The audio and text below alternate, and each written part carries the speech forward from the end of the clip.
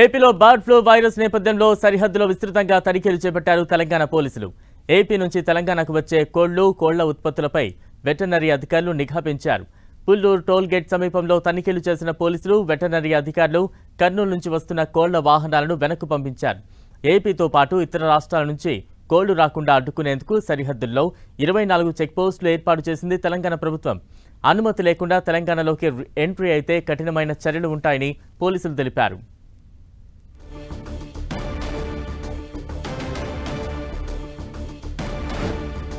తెలంగాణ రాష్ట్రంలోకి పక్క రాష్ట్రం నుంచి ఎటువంటి కూడా ఈ బర్డ్స్ రాకుండా చెక్ పోస్ట్ ఏర్పాటు చేయడం. కోళ్లకు సంబంధించి ఎటువంటి అయినా సరే ఎగ్స్ కానీ, తర్వాత ఇటీవల కోళ్ల వేస్టేజ్, చికెన్ షాపుల నుంచి వేస్టేజ్ కూడా కొంతమంది వ్యక్తులు తీసుకొచ్చేసి నేషనల్ హైవే పక్కన ఉన్న చెరువుల చేపలకు కూడా వాటికి ఆహారంగా వేయటం అనే విషయం తెలిసింది.